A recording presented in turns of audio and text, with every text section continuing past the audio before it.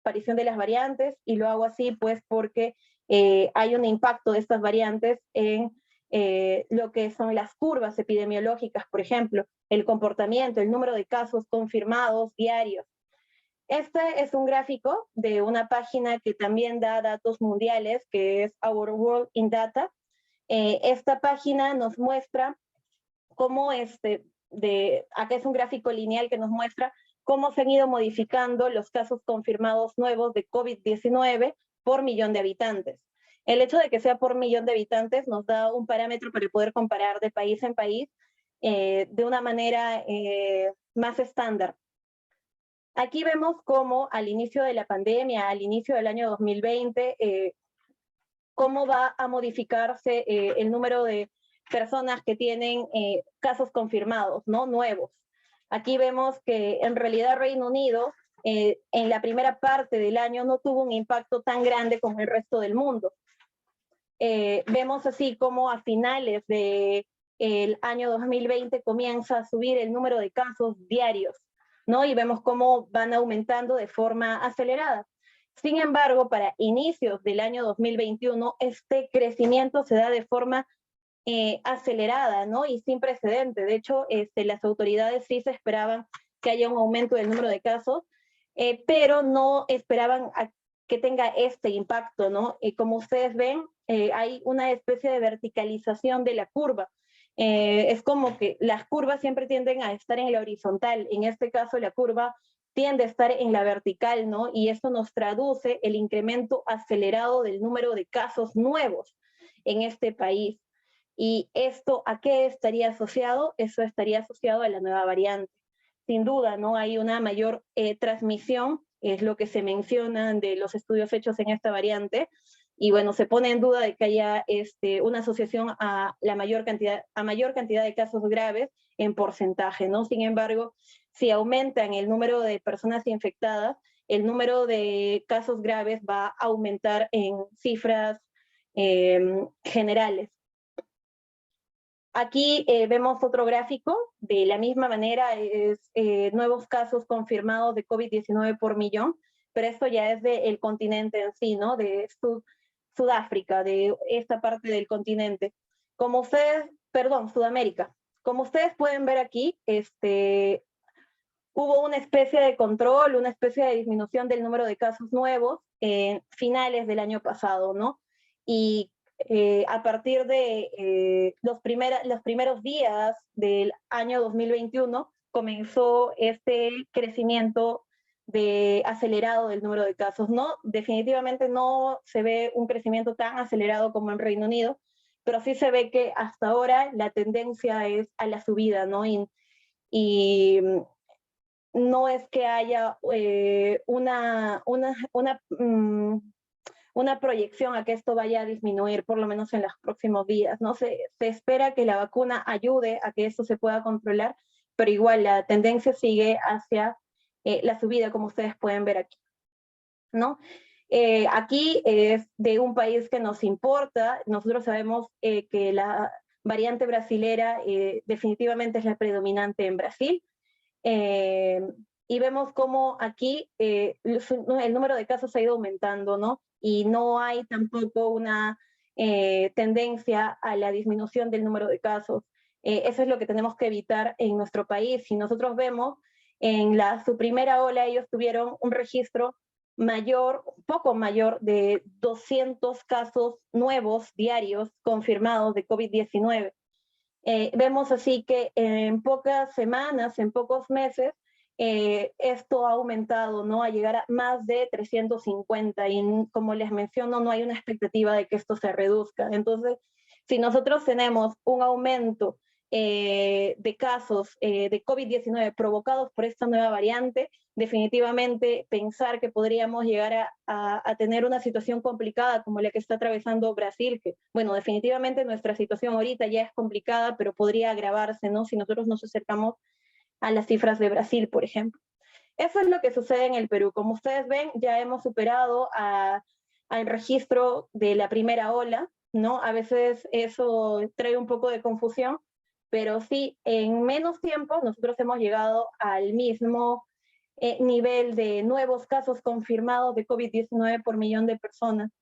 Entonces eso debería de hacernos reflexionar y debería de hacer que nosotros comencemos a generar estrategias para que esto se reduzca, ¿no? Una de las estrategias precisamente es informar a la población de qué es lo que está pasando y no dejarlos ahí, ¿no? Sino darles herramientas para prevenir esas infecciones, especialmente cuando se están acercando 2 fechas que probablemente aumenten la cantidad del número de casos, ¿no? Nosotros sabemos que hay fiestas que están viniendo, lo que es la Semana Santa, por ejemplo, podría aumentar este número de casos precisamente porque la gente se reúne o realiza distintas actividades, ¿no? Entonces, informarle a la población es importante para que ellos eviten. Nosotros sabemos que el gobierno de una restricción no es suficiente para que esto se limite. Respecto a las cifras nacionales, les quiero presentar este gráfico, que es un gráfico que tiene como fuente SINADEF. Es acerca de las defunciones diarias totales del Perú por toda causa.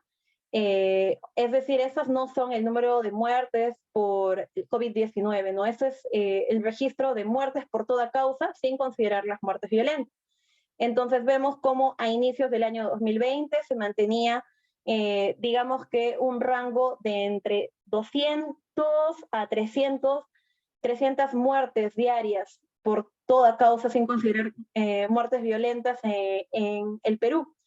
Vemos cómo a partir de la aparición del SARS-CoV-2 en nuestro país, de las infecciones que se dieron, del caso cero, esto fue en aumento, ¿no? Entonces vemos cómo el número de muertes ha aumentado, ¿no? Entonces, estas probablemente hayan sido muertes evitables, ¿no?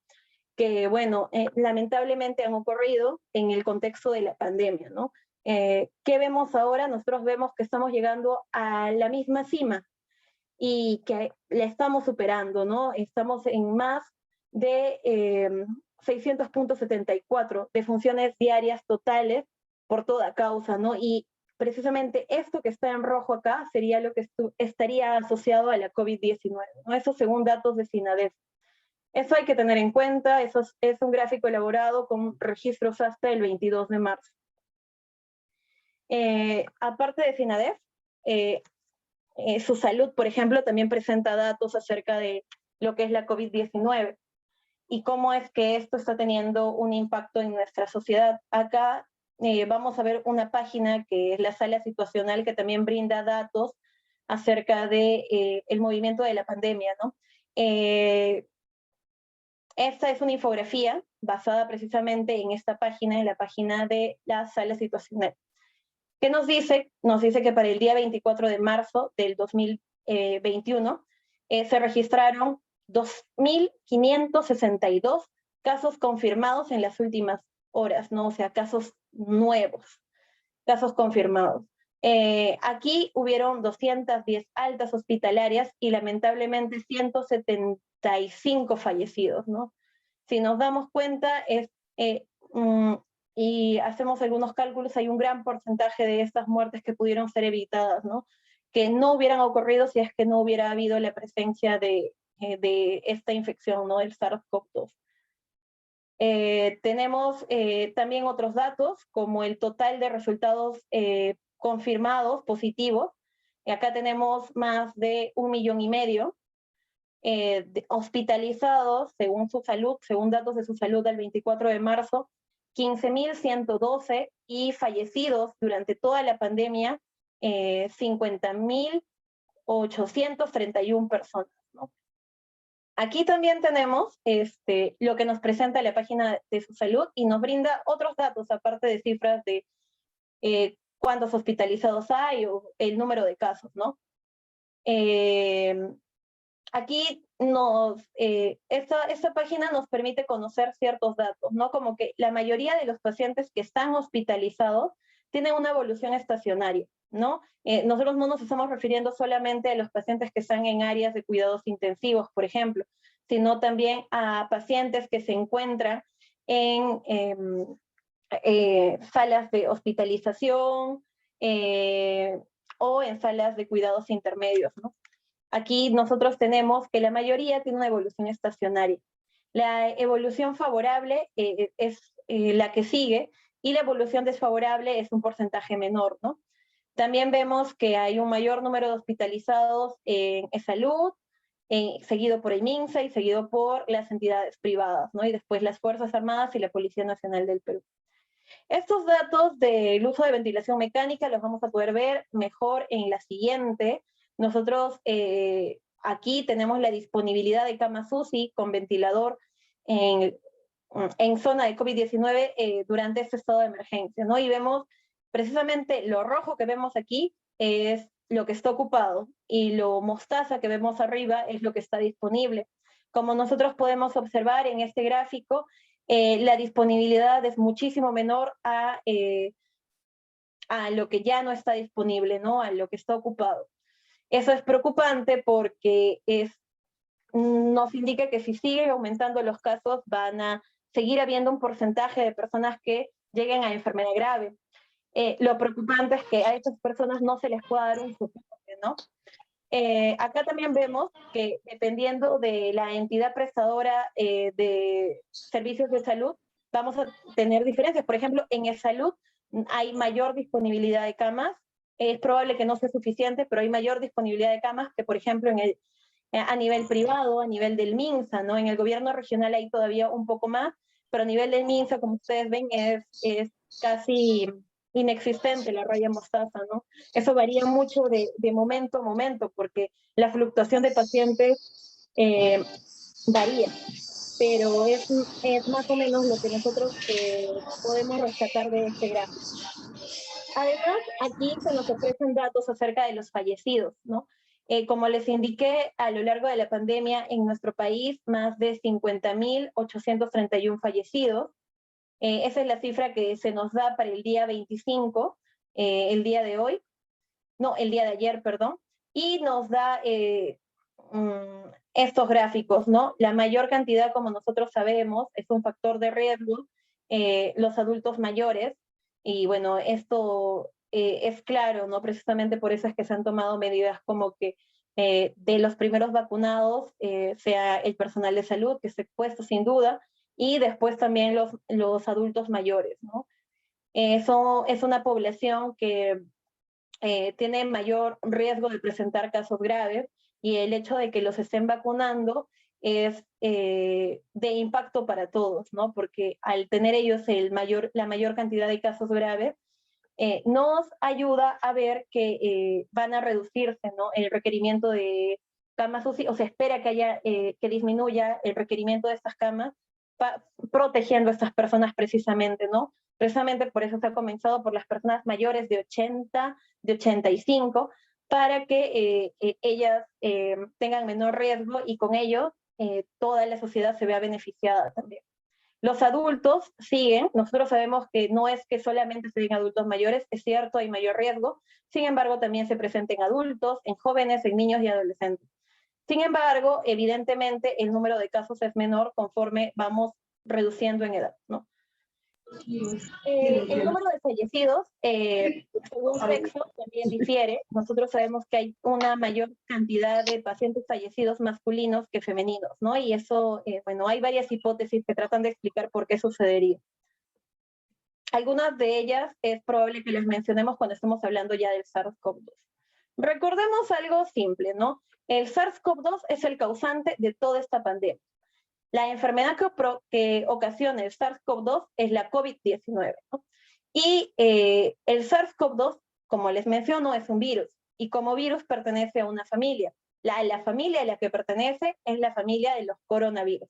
Dentro de esta familia hay subclasificaciones, y una de ellas es los beta coronavirus. Hay alfa coronavirus, beta coronavirus, pero el SARS-CoV-2 va a pertenecer a estos beta coronavirus, ¿no? Y no va a estar solo, hay otros integrantes de esta familia de los beta coronavirus. Tenemos al SARS-CoV-2, al SARS-CoV y al MERS-CoV, que son dos integrantes más de esta familia de los coronavirus y más específicamente de los beta coronavirus.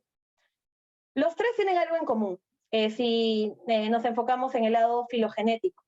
que el coronavirus que afecta al murciélago es bastante similar a estos tres que tenemos aquí.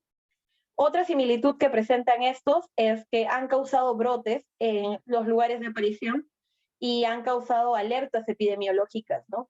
Si bien es cierto, no han tenido el mismo impacto del SARS-CoV-2, sí se han extendido de manera amplia, ¿no? A nivel de país y a nivel de continente, incluso alguno ha salido del continente. Entonces, tenemos que tener en cuenta esto, ¿no? A veces se nos pregunta, pero ¿por qué ¿por qué se han avanzado tan rápido las vacunas, no? De repente es una pregunta que ustedes tienen frecuentemente. Una de las explicaciones es precisamente esto, ¿no? Que ya se conocían otros virus que son similares al SARS-CoV-2 y ya se había trabajado en ellos, ¿no? Se había trabajado también para las vacunas de estos dos virus. Del murciélago habría una migración al pangolín y del pangolín al SARS-CoV-2, ¿no? Esa sería la forma de aparición del SARS-CoV-2. Nosotros sabemos que el SARS-CoV-2 causa la COVID-19 y, bueno, tiene una estructura que vamos a ver aquí. Tiene 4 proteínas estructurales. Una de ellas es la proteína S, es precisamente la que le da la característica de una esfera con espinas, ¿no? Precisamente estas espinitas que saldrían de esta esfera serían la proteína S. Y son importantes porque van a servir como una llave. Cuando el virus ingresa a nuestro organismo, esta proteína S va a servir como una llave frente a los receptores ECA2, que se van a encontrar a lo largo de distintos tejidos. Gracias a esta proteína es que el virus puede ingresar a nuestro organismo y lo vamos a ver en una diapositiva posterior. Pero no es la única proteína que conforma al SARS-CoV-2, ¿no? También tenemos a la proteína M de membrana, a la proteína E de la envoltura y a la proteína N de la nucleocápside. Es una proteína que va a estar asociada precisamente a su material genético. El material genético presente en este virus es el ARN o RNA de cadena simple.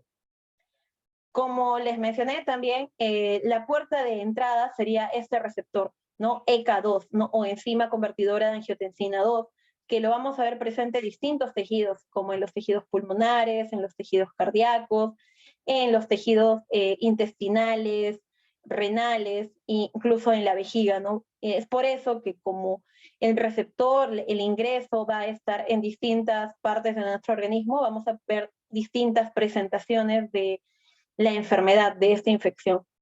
Ese es un gráfico que básicamente nos recuerda lo mismo, la proteína S, como ustedes ven acá, un poquito más esquemático, la proteína M de membrana, que la vemos acá, una proteína transmembrana, la proteína E de la envoltura, y la proteína N que está asociada al material genético, ¿no? Hemos dicho ARN de cadena simple. Algo importante aquí también es que nosotros tenemos que ver que es una membrana glicoproteica, ¿no? De doble cadena. Esta membrana lipídica es muy importante. Nosotros sabemos que una de las medidas preventivas es precisamente el lavado de manos, ¿no? ¿Pero por qué? Porque se rompe esta membrana gracias a la acción del jabón y, bueno, de esa manera se puede reducir el riesgo de contagio de SARS-CoV-2, de infección por SARS-CoV-2, ¿no? Eso como parte de lo que son precisamente las medidas de prevención basadas en el conocimiento del virus. Como les mencioné también, una de las proteínas más importantes es la proteína S. La proteína S va a estar compuesta así, por 3 bastones, ¿no? Acá podemos distinguir 3 bastones, el bastón celeste, el bastón morado, el bastón amarillo. Esos 3 bastones van a ser semejantes entre sí y cada uno de estos bastones va a tener 2 subunidades presentes. Tenemos la subunidad 1 y la subunidad 2. En una de esas subunidades está esta zona, ¿no? que la vamos a mencionar también cuando hablemos de las variantes, que es la RBD, que es la zona de unión al receptor, ¿no? Este es muy importante porque es aquí el punto exacto en el cual la proteína S se va a unir con el receptor ECA2 y va a posibilitarse el ingreso del virus en nuestro organismo. Es precisamente por eso, por la importancia de la proteína S, que en algunos momentos los científicos han enfocado en esa proteína para generar posibles tratamientos, posibles aparición de vacunas, por la importancia que tiene esta proteína, ¿no? Acá vamos a ver más o menos cómo es que el virus nos infecta. El virus entra en contacto con nuestras mucosas, las mucosas lo transportan a nuestros tejidos. Como vemos aquí, se encuentra con el receptor ECA2 y con su correceptor TMPRSS2. Al encontrarse con el receptor y el correceptor, el virus se va a unir y va a ingresar por endocitosis. Se va a liberar el material genético y el ribosoma va a comenzar a producir los aminoácidos que van a servir como elementos de estas proteínas, ¿no? Y se van a formar así las proteínas que hemos mencionado. La proteína N, la que está asociada al material genético, la proteína S, que es como que la proteína llave, la proteína M, la proteína E, de membrana y envoltura respectivamente. Teniendo ya las proteínas, se sintetizan nuevos virus y es así como va aumentando la carga viral en nuestro organismo, ¿no? A partir de eso que hemos mencionado, nosotros podemos conocer cómo es que se da la transmisión. La transmisión se da a través de gotas respiratorias principalmente, ¿no? Eso es lo que hemos podido consolidar a lo largo de toda la pandemia, ¿no? Que la forma principal de transmisión es por gotas respiratorias y por aerosoles. Las gotas respiratorias se van a liberar especialmente cuando una persona infectada tose, estornuda, habla, y cuando estas gotas son expulsadas de la persona infectada, podrían entrar en contacto con las mucosas del otro paciente, sea la mucosa oral, sea la mucosa nasal, o sea la mucosa oral. Es por eso que se menciona que se debería siempre salir a la calle con mascarilla y con algún elemento protector de la vista, ¿no? Podría ser, por ejemplo, una careta, podría ser lentes especiales que cubran los ojos, para no exponer estas tres mucosas que son la principal forma de ingreso del virus en nuestro organismo. Además de eso, sabemos que las gotas respiratorias pueden viajar de 1 metro y medio, es por eso que se pide a las personas tener esta distancia, ¿no? Para evitar esto, a pesar de estar usando las mascarillas o las caretas. Precisamente estos dos elementos en conjunto, la mascarilla y la careta, nos da cierta protección, ¿no? Por eso en algunos lugares donde es inevitable que haya un acercamiento con las personas, es obligatorio el uso de estos dos elementos. Los aerosoles son producto también respiratorio, pero tienen menor peso. Y como tienen menor peso, se queda suspendido en el ambiente. Y se queda suspendido especialmente en un ambiente cerrado, ¿no? Es así como los ambientes cerrados también van a ser una fuente de contagios. Lo ideal, lo que siempre se menciona es que el espacio tiene que estar libre, ¿no? Y ventilado. Los fomites también se mencionó, y bueno, se sabe que podría ser una forma de transmisión, pero no a la misma escala que estas dos que he mencionado antes, que es los fomites, ¿no? Cuando yo toco superficies contaminadas y después mi mano contaminada con este virus y entra en contacto con mis mucosas, ¿no? Es así como se daría el contagio, no es directamente por piel, ¿no? A veces hay ciertas confusiones. Es precisamente porque yo con mi mano llevo esta zona contaminada hacia mis mucosas. Y es por eso que se recomienda la desinfección de los elementos que hayan podido estar expuestos al SARS-CoV-2, ¿no? Por ejemplo, al regresar de la casa, desinfectar celulares, es importante para evitar la transmisión, porque bueno, podríamos haber tenido una alta cantidad sin darnos cuenta de exposición al SARS-CoV-2 y después coger nuestros celulares y coger nuestras mucosas y alguna probabilidad de infectarnos, ¿no? Entonces evitar eso, desinfectar, no solamente los celulares, sino también otros elementos que podamos nosotros haber traído de la calle. Se ha identificado en otros especímenes, en otros fluidos corporales, como la sangre, el semen, pero no se ha encontrado una evidencia real de que haya transmisión a través de ellos, ¿no? Ahora sí hablemos de las nuevas variantes, antes de entrar a la parte de prevención y luego manejo. Hay una variante que conocemos mucho antes que la variante brasilera, es la variante británica. La Organización Mundial de la Salud le dio un nombre específico, este es B117, así se le conoce. También se le conoce como VUI 2020-1201, ¿no? Que no es más que las siglas de variante bajo investigación, la 1 de diciembre del 2020. Y también tiene este nombre que no hace más que resumir variante de preocupación la 1 de diciembre del 2020, ¿no? Esas son las formas en las que se ha denominado a esta nueva variante, ¿no? A la variante británica. Recordarán que les presenté este gráfico, un gráfico donde un país como Reino Unido comenzó a haber un crecimiento acelerado del número de casos, ¿no? Y esto asociado a la aparición de una nueva variante. Esa nueva variante era precisamente la que se denomina variante británica. Y acá es bueno tener en cuenta algo, ¿no? Los virus, y especialmente los virus, mutan de forma espontánea. Es inevitable que los virus muten. Como ustedes recordarán cuando les presenté los gráficos iniciales, las cifras iniciales, a lo largo de toda la pandemia han habido más de 126 millones de personas infectadas por el SARS-CoV-2, es lo que se registra. Imagínense, en cada una de ellas ha ocurrido lo que yo les mencioné. Lo que les mencioné precisamente fue que hay una replicación. A todo este proceso se le llama replicación viral. Y en cada una de ellas ha ocurrido un número significativo de replicaciones virales, ¿no?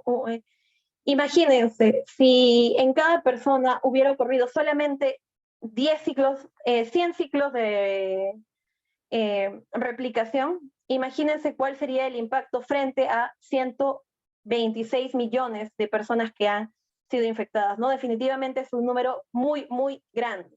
Definitivamente tampoco son 100 replicaciones en cada persona, no son muchísimas más. En conclusión, esta replicación que vemos aquí se ha dado muchísimas veces, ¿no? Millones de veces, billones de veces.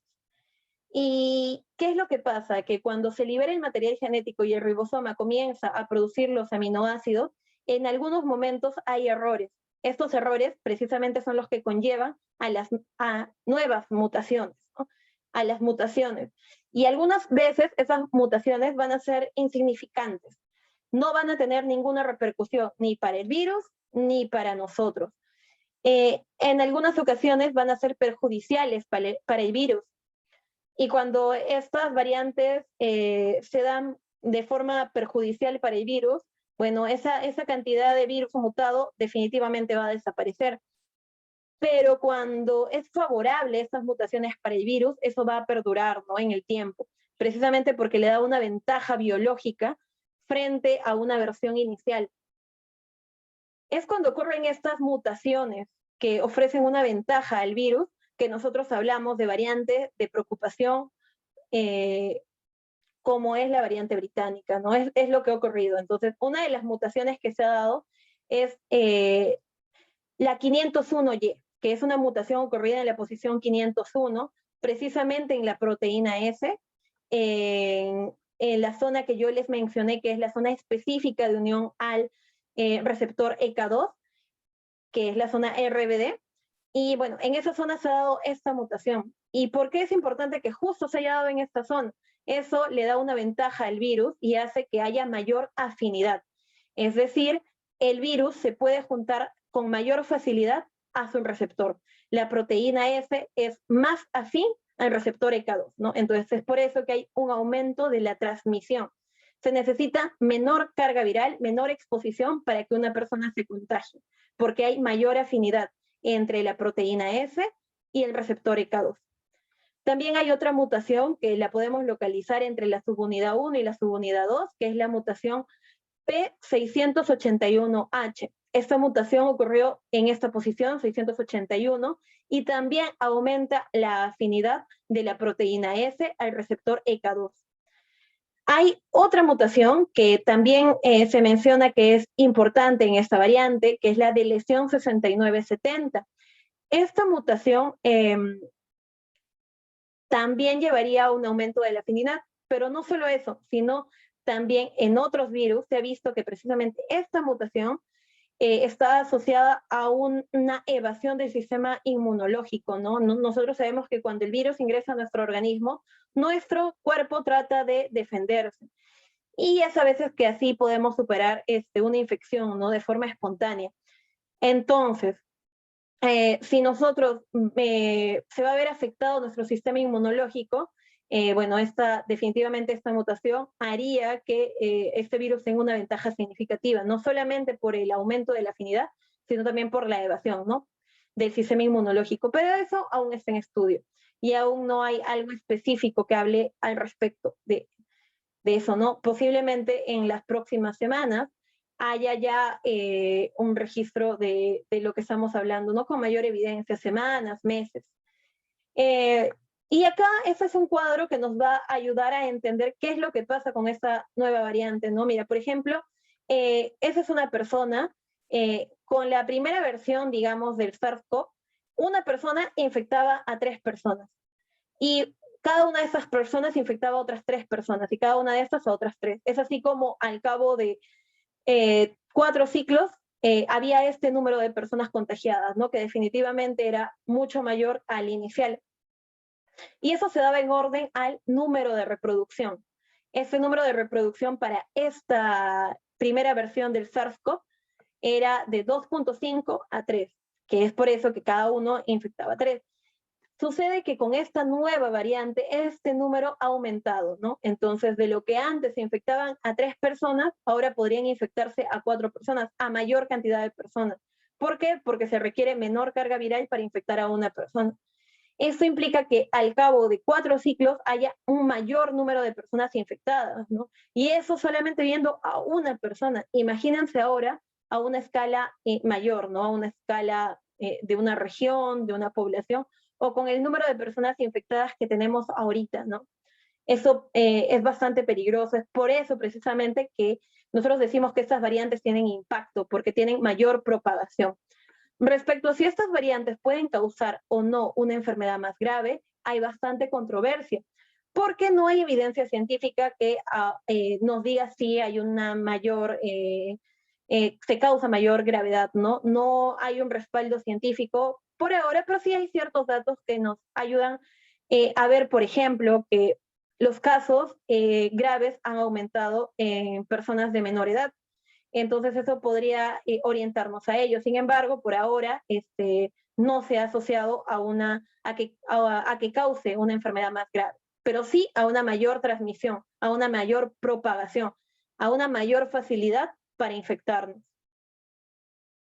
Y esta variante no es la única que está en nuestro país. Hay una variante que probablemente nos preocupe más, que es la variante brasilera, la variante P1. Esta variante se le conoce también con estos nombres, ustedes recordarán, variante de preocupación, la 2 de enero del 2021. ¿No? Es un nombre similar al que se le da a la variante británica. Y también se le denomina 501Y, versión 3, precisamente porque también vamos a encontrar esa mutación en esta nueva variante, ¿no? Que es la mutación que ya les presenté, N501Y, la que estaba ubicada en la zona RBD, que es la zona de unión al receptor, y que va a tener como consecuencia un aumento de la afinidad, ¿no? Del receptor con la proteína S. Entonces va a haber una mayor probabilidad de contagio con una menor exposición. También hay una mutación que es la K417T, que presenta más o menos el mismo comportamiento, también se presenta en la región RBD, y también tiene como consecuencia un aumento de la afinidad. Tenemos la mutación de 614G, que es la que ocurre en la posición 614, y también está asociada a esto, ¿no? Pero en menor escala. Las dos primeras son las que más se asocian a un aumento de la afinidad. Pero está una mutación que probablemente sea la más importante, que es la E484K. Esta mutación no es más que un cambio de aminoácidos, de ácido glutámico por glicina, en la posición 484, que también es en la zona de unión al receptor. ¿Y por qué es tan importante? Porque este cambio condicionaría a que haya un menor reconocimiento de anticuerpos. Esto quiere decir que nuestro organismo estaría menos protegido después de una infección, por ejemplo, o estos anticuerpos van a ser precisamente los que van a defender, nos van a defender ante la aparición del virus, ¿no? Y algunos de esos anticuerpos también sirven como memoria. Eso lo vamos a ver más adelante, ¿no? Pero el hecho de que haya una disminución del reconocimiento de anticuerpos aumenta la probabilidad de que haya mayor número de casos, ¿no? Entonces, eso es bastante preocupante. Tanto es así que está presente en la variante sudafricana, que nosotros sabemos es una de las variantes que más nos preocupa al día de hoy, ¿no? Que afortunadamente no se ha registrado, por lo menos no sabemos, no se ha identificado en nuestro país la aparición de esta variante, ¿no? Pero eh, es la variante probablemente que presente mayor preocupación al mundo entero. Y bueno, esta mutación es la que más nos preocupa dentro de esta variante, ¿no? Entonces, eso es lo que pasa. Las nuevas variantes condicionan a una mayor transmisibilidad, ¿no? Independientemente de las mutaciones, de todo, en conclusión, las nuevas variantes tienen mayor posibilidad de transmisión. Esto implica que nosotros con una menor exposición podríamos contagiarnos, ¿no? Entonces, esto va a hacer que el número de personas que tienen una infección por SARS-CoV-2 aumente, las personas que tengan un COVID-19 grave aumenten, ¿no? Y como vemos, nosotros no estamos en la capacidad para poder afrontar un aumento de estos casos, porque no tenemos los recursos necesarios. Las camas UCI son limitadas y como ven ustedes en los gráficos iniciales, están prácticamente copadas. Veamos cómo es esta enfermedad, ¿no? De la COVID-19. Nosotros sabemos que cuando llega una persona con síntomas respiratorios, con una infección respiratoria aguda, que a ello se le suma tos, dolor de garganta, malestar general, fiebre, cefalea, dificultad para respirar, congestión nasal, se habla de un caso sospechoso, ¿no? De forma especial cuando hay una exposición, ¿no? Cuando hay un contacto directo con una persona que podría haber tenido ya una infección por SARS-CoV-2 o al personal de salud que podría haber tenido fallos en su protección, ¿no? En el uso de estos equipos de protección personal. Esos son casos sospechosos y casos que estén asociados a contactos. Ahora, para hablar nosotros de un caso confirmado, nosotros nos referimos a un caso confirmado cuando ya hablamos de una prueba positiva. ¿No? A lo largo de toda la pandemia, en distintos países se han desarrollado distintos tipos de pruebas, ¿no? Que básicamente están sustentados en la identificación de la carga viral y en la identificación de los anticuerpos que se forman a partir de la exposición al SARS-CoV-2, ¿no? Entonces, nosotros tenemos esas dos posibilidades, ¿no? Y cuando ya hay un resultado positivo, ya se habla de un caso confirmado. De un caso descartado no es suficiente un resultado negativo, ¿no? Se tiene que esperar 7 días y 7 días, por ejemplo, cuando hablamos de un resultado negativo de una prueba de detección de anticuerpos, se tiene que esperar 7 días a tomar la segunda prueba y recién podemos descartar un caso, ¿no? Cuando nosotros hablamos de la identificación de la carga viral, se habla de una diferencia de 3 días entre una y otra prueba para nosotros poder descartar, ¿no? Cuando ya hay 2 negativos. Y también podría ser una combinación de ambas, ¿no? Por ejemplo, una prueba de carga viral primero y después de 7 días, una prueba de detección de anticuerpos.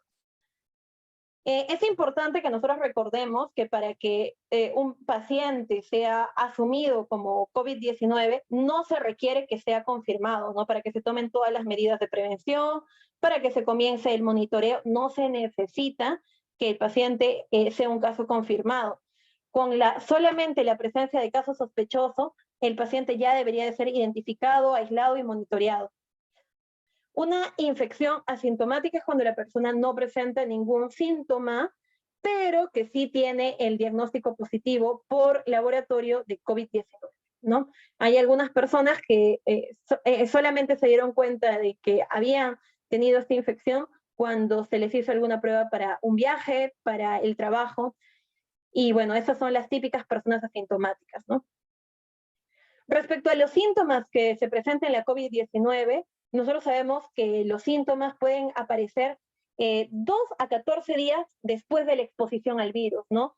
Entonces, como ustedes ven, ese es un rango bastante amplio, ¿no? Hay algunas personas que solamente creen que son 5 días y guardan menores formas de prevención que, bueno, después conllevan a que su familia se infecte, ¿no? Es precisamente por eso que las cuarentenas, cuando se dan cuarentenas, se hacen 14 días, por ejemplo, ¿no? Posterior a la exposición al virus, porque los síntomas pueden presentarse en todo este rango, ¿no? Eso según la CDC. ¿Y cuáles son estos síntomas que podrían presentarse en este rango de tiempo? Está la fiebre o escalofríos, está la tos, está la dificultad para respirar, lo que conocemos como disnea, o en los niños podría ser, por ejemplo, la visualización de algunos signos de dificultad para respirar, como el aleteo nasal, como la retracción de músculos respiratorios, la fatiga, dolores musculares y corporales en general, dolor de cabeza, anosmia, que es la pérdida del olfato, ageusia, que es la pérdida del gusto, dolor de garganta, congestión o lo que es coloquialmente llamado como moquera, náuseas o vómitos y diarrea, ¿no? Esos son algunos de los síntomas. La CDC menciona esto cuando enumera todos estos síntomas, ¿no? Esta lista no incluye todos los síntomas posibles. La CDC seguirá actualizando esta lista a medida que aprendamos más acerca de la COVID-19, ¿no? Esos son los síntomas principales que encontramos en esta enfermedad, pero definitivamente no son los únicos, ¿no? Es una enfermedad que tiene un año de aparición y que se sigue estudiando día con día.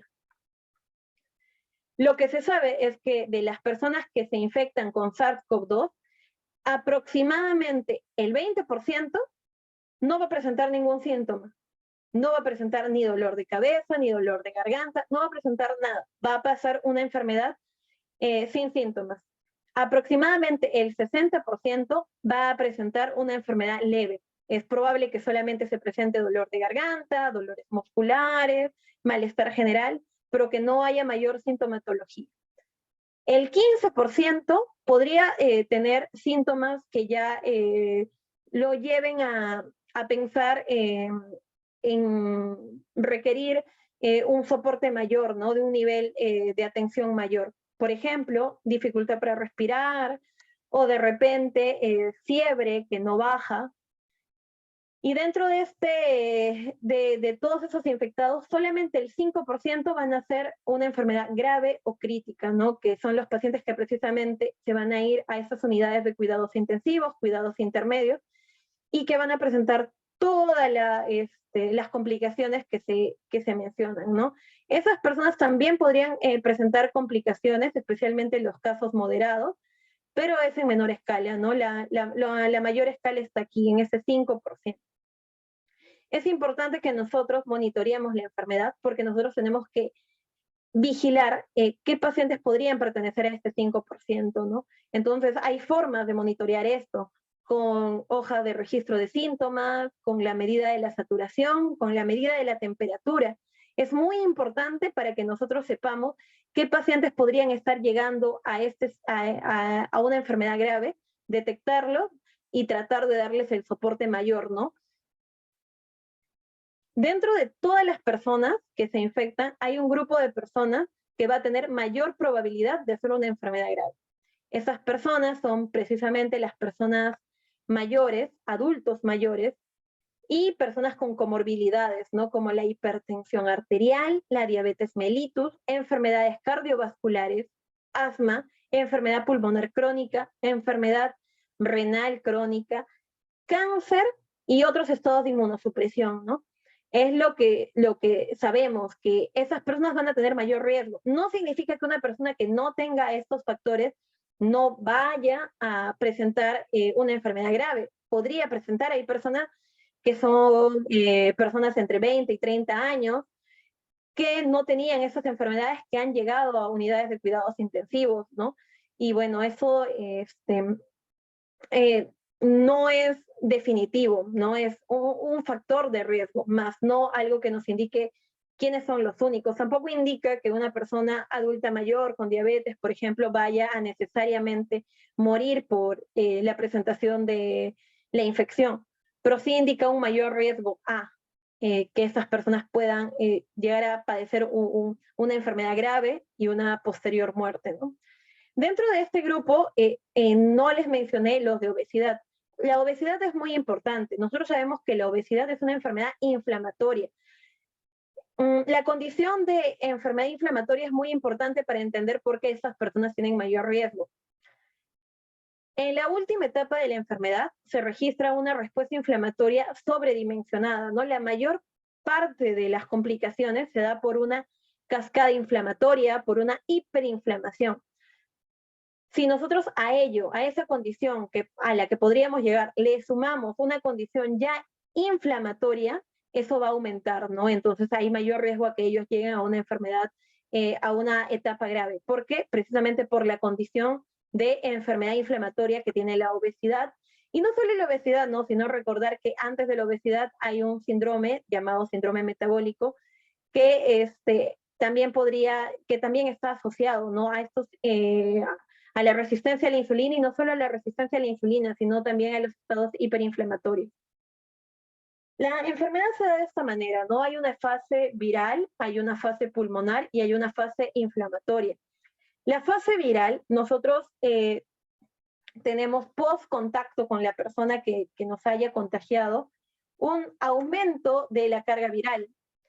Este aumento de la carga viral va a ir aumentando hasta que en un punto de todo el cuadro va a comenzar a reducirse, ¿no?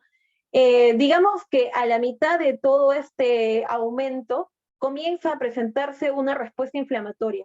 Esta respuesta es las defensas de nuestro cuerpo enfrentándose al virus que está aumentando o que está aumentando. Esta respuesta inflamatoria va a ser la principal responsable de las mayores complicaciones, ¿no? Entonces eso es importante entender. No es que sea el virus en la última etapa que normalmente nos afecte más, sino es precisamente la respuesta inflamatoria la que más afecta, la respuesta de nuestro propio organismo. Entonces, en una fase temprana de esa infección, nosotros vamos a encontrar síntomas propios del aumento de esta carga viral, como son estornudos, diarrea, dolor de cabeza, ¿no? Posterior a ello vamos a ver una etapa pulmonar. Aquí vamos a ver precisamente esas anormalidades en las imágenes radiográficas, tomográficas, ¿no?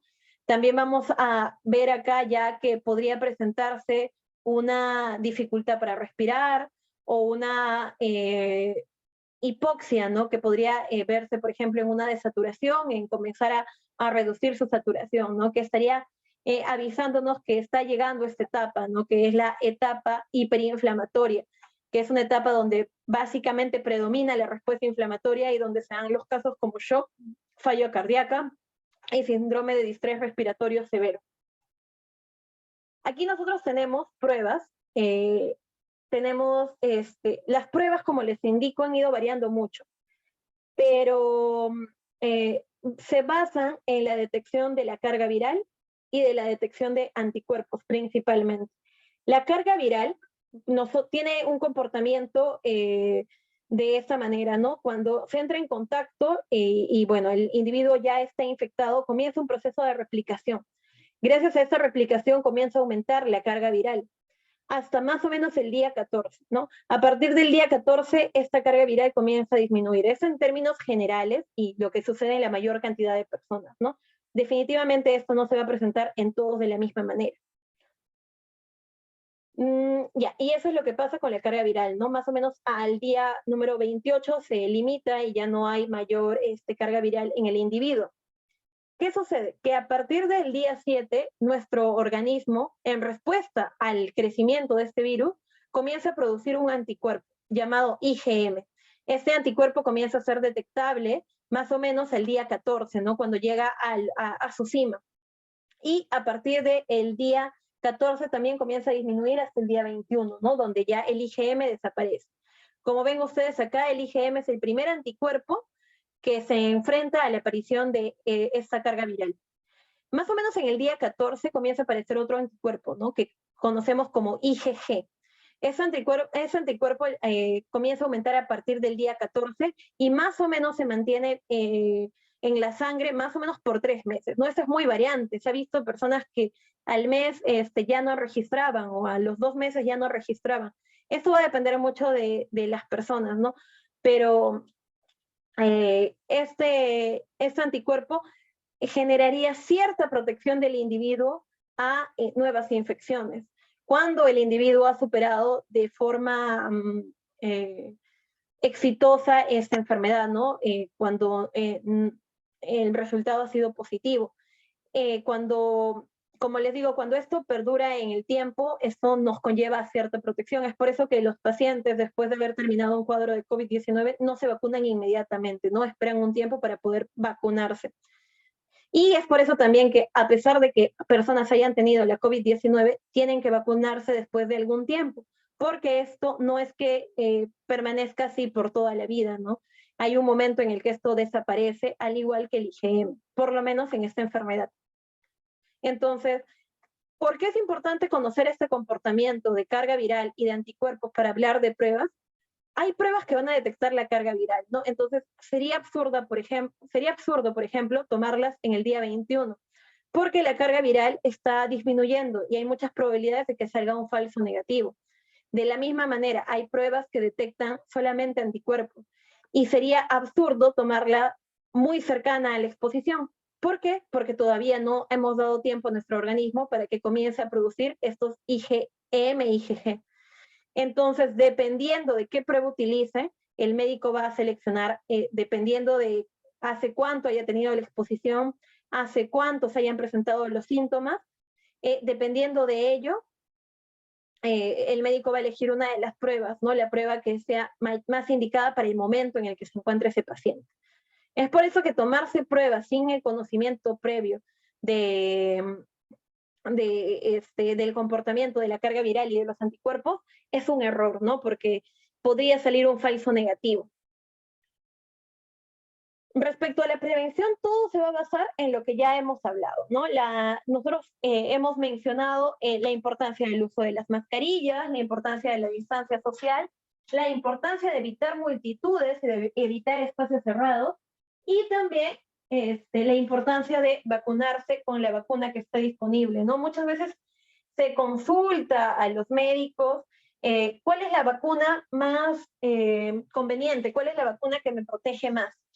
Y definitivamente una respuesta común en la mayoría de especialistas es que nos tenemos que vacunar con la vacuna que esté disponible, porque si nosotros queremos ser muy específicos, nos conviene más que la mayor cantidad de la población esté protegida a que nosotros estemos protegidos con el 100%, ¿no? Es muchísimo más probable que no nos infectemos. Lo importante es que haya un avance en la vacunación, ¿no? Es por eso que fomentar la vacunación es un modo efectivo de controlar esta pandemia. Dentro de lo que es el uso de las mascarillas, en este nuevo contexto de la aparición de las nuevas variantes, se ha hablado mucho, ¿no? Se habla de que se requiere un uso de 2 mascarillas, la mascarilla de tela y la mascarilla quirúrgica, esta combinación de estas 2 mascarillas. Se menciona también que se requiere la NK o la N95. Veamos cuál es la evidencia científica, ¿no? Que nos ayuda a tomar una decisión en este aspecto. En la revista JAMA, el 11 de agosto del 2020, salió publicado este artículo, ¿no?, de investigación. ¿Qué hacían? Estudiaban la capacidad de filtración de cada una de estos elementos, ¿no?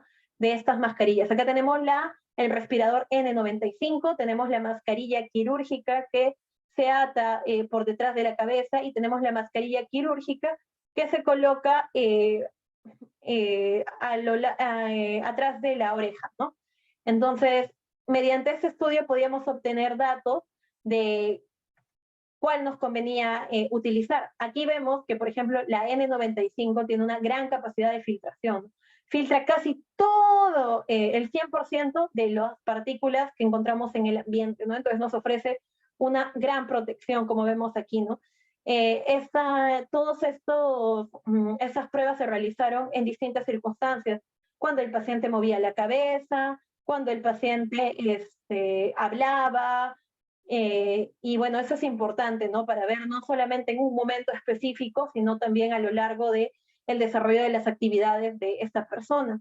Entonces, esto ofrecía una gran protección y es por eso que eh, esta mascarilla era precisamente recomendada para las personas que tenían mayor exposición, por ejemplo, las personas que atendían a pacientes COVID. Esta mascarilla también se mencionó su uso especialmente para personas que no estaban expuestas directamente a pacientes con diagnóstico de COVID. Vemos que la filtración de esta mascarilla es evidentemente menor a la del N95 y que en algunos momentos llegaba a solamente filtrar el 60% de todas las partículas del ambiente, ¿no? Pero de todas maneras tenía una protección relativamente buena, ¿no?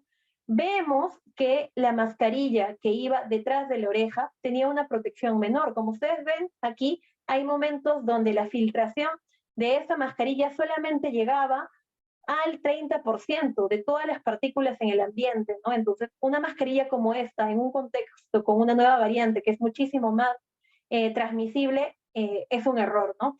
Pero como ven ustedes aquí, ese es el estudio que nos dice por qué, porque hay una menor filtración. Y mucho de eso se sustentaba en que era menos ajustada, por ejemplo, ¿no?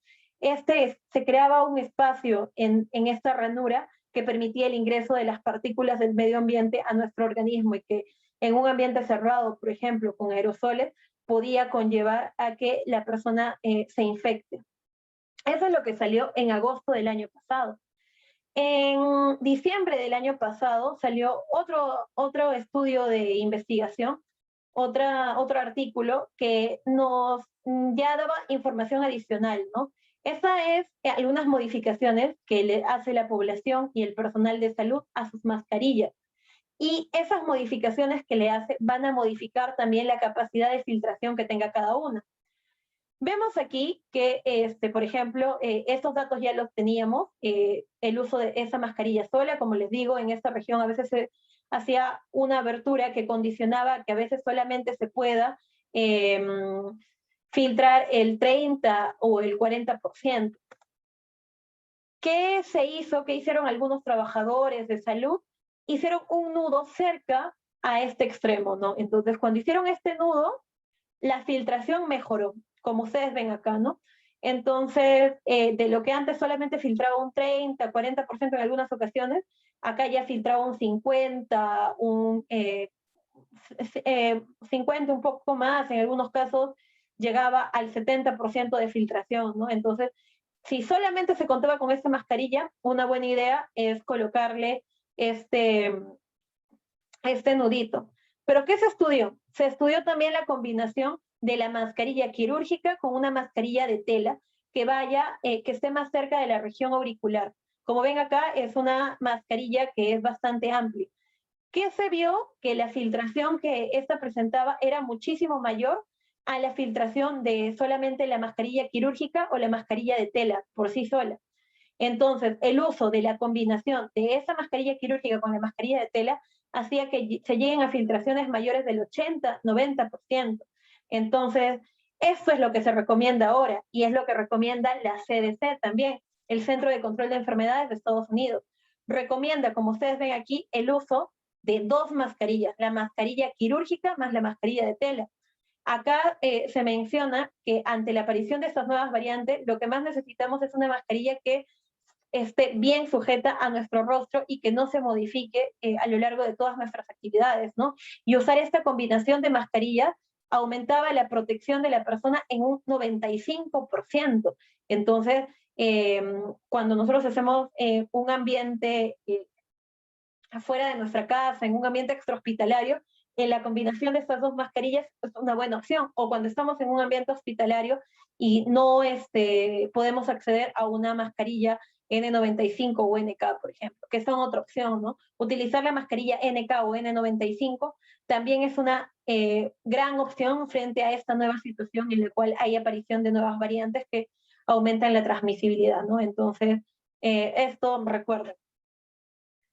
Otra forma de prevención, como les mencioné, es precisamente la aplicación de vacunas.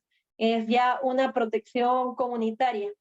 Y esta protección comunitaria ha ido avanzando en nuestro país. Como vemos aquí, hay un avance de más de 500.000 de registrados, ¿no? Es algo bastante alentador. Y esto va avanzando y se va modificando día con día, ¿no? Con las 2 vacunas que tenemos disponibles en nuestro país, que es la Sinopharm y la vacuna Pfizer. Respecto a las vacunas, si bien es cierto, nosotros solo tenemos la Sinopharm y la Pfizer ahorita en nuestro país, van a llegar otras vacunas con las cuales ya se ha hecho contratos, ¿no? Como está la vacuna, por ejemplo, de Oxford, la AstraZeneca, también está la Sputnik, que son vacunas con las que se ha hecho contrato, pero a más largo plazo, ¿no? Entonces, aquí tenemos la Pfizer, que está en nuestro país, su tecnología es ARN mensajero, se menciona que tiene una eficacia clínica de más del 95% o 95%, y que se aplica en 2 dosis con un intervalo de 21 días. Algo importante en las vacunas es mantener la cadena del frío, ¿no? Esta vacuna es una vacuna que requiere estar a menos 70 grados, entonces es una vacuna cuya cadena de frío va a ser un poco más difícil que la cadena de frío, por ejemplo, que necesita la Sinopharm, ¿no? Que solamente necesita estar de 2 a 8 grados centígrados. Esto por la composición de la vacuna. La Sinopharm tiene un virus inactivado y va a presentar una eficacia clínica del 79.3%. Y también se aplican 2 dosis con un intervalo de 21 días. Es muy importante que, como les menciono, recordemos que no es que una vacuna que tiene el 95% de eficacia sirva y una vacuna que tiene el 79% de eficacia no sirve. Lo que más nos sirve como comunidad es que el mayor número de personas esté vacunada. Como ustedes ven acá, a esas personas todavía les quedaría un 5% de probabilidad, ¿no? Entonces, nos conviene que haya mayor cantidad de personas vacunadas a que nosotros nos pongamos una vacuna, solo nosotros, una vacuna del 95%, ¿no? Aquí igual la Moderna presenta una tecnología del ARN mensajero y una eficacia clínica del 94.1% y la temperatura de almacenamiento menos 20 grados, y también se aplica en 2 dosis con un intervalo de 28 días. La Sputnik tiene como tecnología el vector viral y la eficacia clínica es 91.4%, según el estudio publicado en The Lancet, esta revista, y la temperatura de almacenamiento que requiere es de 2 a 8 grados centígrados, ¿no? También se aplican 2 dosis con un intervalo de 21 días. La de Oxford AstraZeneca también utiliza la tecnología vector viral, al igual que la Sputnik, y la eficacia clínica es 82.4%. Esto según los estudios publicados por la Universidad de Oxford el 2 de febrero. Y también se presenta en 2 dosis, ¿no? La aplicación es en 2 dosis con un intervalo de 28 días. La de Sinopharm presenta un virus inactivado. Este virus inactivado, esa es su tecnología, ya como ya les mencioné, ¿no? Y ya les mencioné estas características de eficacia clínica, de temperatura y de plazo entre las dosis. La de Sinovac es otra vacuna china, también tiene la tecnología de un virus inactivado y tiene una variación mayor, dado que aún le faltan fases para poder definir mejor su eficacia clínica, ¿no? Se requiere una conservación en una temperatura de 2 a 8 grados centígrados y también se aplican 2 dosis con un intervalo de 14 días. Recordar, simplemente mencionar que como forma de prevención, también no solamente se tiene que prevenir el lado físico, sino también el lado mental de las personas, especialmente cuando estamos ante una situación tan estresante como una pandemia, ¿no? Y bueno, hay guías técnicas y hay cursos específicos donde solamente se habla de esto y es importante que también lo tengamos en cuenta. Ahí les dejo la guía y les dejo el link en la parte inferior para que ustedes lo revisen si es que lo ven conveniente. Ahora sí, hablemos del manejo, ¿no? Específico de todas estas, de esta enfermedad de la COVID-19. Vamos a hablar primero de algoritmos de atenciones primarias y remotas, luego vamos a hablar de algoritmos hospitalarios y ya de algoritmos de pacientes que requieren una atención intensiva. Aquí vamos a hacer un acercamiento para poder detallar cada parte del algoritmo. Lo que se menciona es que cuando una persona tiene esta sospecha, nosotros ya hemos hablado de quién es una persona que tiene sospecha de COVID-19, hay que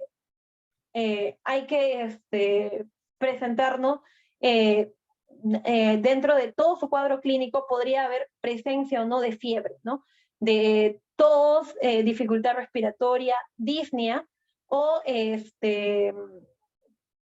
las dos presentes, ¿no? Definitivamente la fiebre y la dificultad respiratoria van a ser síntomas, signos que nos van a orientar a que ese paciente requiere atención hospitalaria. Si un paciente no tiene estos dos síntomas, esos dos signos, la fiebre mayor a 38 o la dificultad para respirar, pero sí tiene otros signos presentes, lo que se tiene que hacer es una evaluación clínica usual, de acuerdo a los lineamientos nacionales, y ver la posibilidad de que también sea otro virus respiratorio, otra infección respiratoria, ¿no? Sea viral, sea bacteriana, o sea otra condición, ¿no? Si sí tiene estos dos signos, si tiene una enfermedad respiratoria aguda, con fiebre, con disnea, si lo que se tiene que hacer es monitorizar su saturación de oxígeno, ¿no? Que es un dato muy importante para que nosotros tomemos decisiones dentro de este contexto. Si la saturación de oxígeno es menor a 94 es una persona con riesgo, este RR significa riesgo relativo alto para la edad, eso quiere decir que es una persona adulta mayor o es una persona adulto medio o adulto joven, tienen mayor probabilidad de hacer una enfermedad que un adolescente o un niño, por ejemplo, ¿no? Entonces, llamaríamos grupo de riesgo a eso. O presenta signos de emergencia, ¿no? Como son dificultad respiratoria, dolor o presión persistente del pecho, confusión, incapacidad para despertarse o permanecer despierto, eso quiere decir alteración del sensorio, o signos ya de cianosis como coloración azulada en los labios, en el rostro.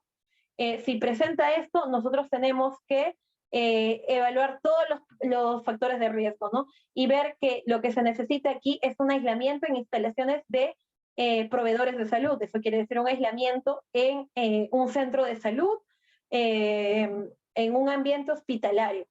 Y incluso como tiene factores de riesgo y tiene estos signos que nos podrían estar hablando de una enfermedad grave, ya se tiene que considerar el traslado a otro nivel de atención, ¿no? Siempre se tiene que monitorizar los signos vitales, signos vitales de entrada y los que se van presentando a lo largo de la evolución del paciente.